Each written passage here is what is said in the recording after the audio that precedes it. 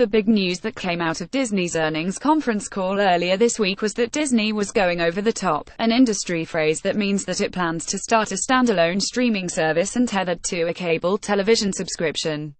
Two, in fact. One will stream Disney's unparalleled library of movies, which are currently licensed to Netflix Inc., while the second will stream ESPN, the cable sports behemoth that was once Disney's cash cow and is now its Achilles heel, to mix a few metaphors.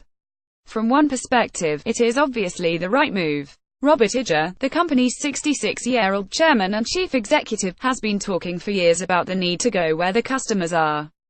That's the internet, and now HES finally made the move. There's really no good reason for Disney to depend on Netflix to distribute its movies. As for ESPN, with its cable subscriptions in steep, seeming irreversible decline, falling between 2 and 3% each quarter, Iger had to do something. The movie app has the potential to be a big moneymaker, especially if Disney bundles everything into it, not just children's fare, but the Star Wars films, its television catalog, its classic movies, and so on, to keep churn to a minimum. That's the Netflix strategy. ESPN, however, is a different story, for two reasons. First, there is zero possibility that a streaming service, no matter how good, will be able to make the kind of money that ESPN made as recently as 3 years ago. Secondly, the ESPN app, at least as it was outlined by Iger during the earnings call, simply isn't going to be very good. The core economic issue is this: cable companies pay the Walt Disney Co. an average of $7.21 per subscriber for ESPN, according to the media news service Espn, triple that of other popular cable channels. And because of the way the cable bundle works, the operators end up passing the cost along to many customers who don't watch sports and don't want ESPN. That's why so many people hate the cable bundle, and why cable bills are so high. So it is hardly a surprise that as people began to have more options, including bundles without sports channels, they've been abandoning ESPN. Even many sports fans have concluded they can live without ESPN. ESPN is in secular decline, says Rich Greenfield of the investment firm BTIG, who has had a sell on Disney's stock since 2015. At the same time, ESPN is paying staggering sums for professional sports rights, more than $7 billion in total, again according to Espn. Fewer subscribers plus higher rights fees equals profit squeeze. Which is exactly ESPN's dilemma. But a streaming service, while it might attract sports fans who have cut the cord, won't solve ESPN's profit problems.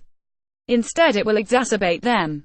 Why? Because ESPN will continue to lose the millions upon millions of cable subscribers who pay for it but never watch it. Losing $7.21 from each non-watcher is going to be a revenue killer. There is no possible way the universe of sports fans who want ESPN can make up that revenue, even if they're charged more for a streaming service. To make matters worse, Disney appears to be planning a streaming service that even the most rabid sports fan will be reluctant to pay for.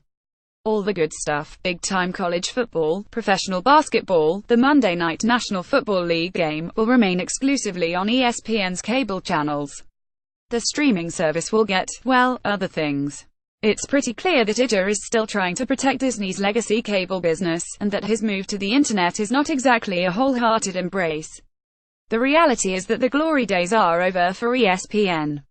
Instead of making the $6.4 billion it earned in 2014, it'll soon be earning $2 billion or less.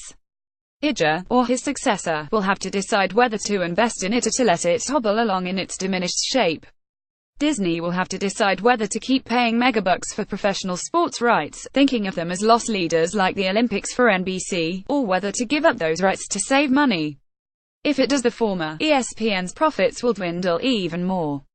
If it does the latter, fewer sports fans will want to subscribe. I've been in the magazine and newspaper business my whole working life.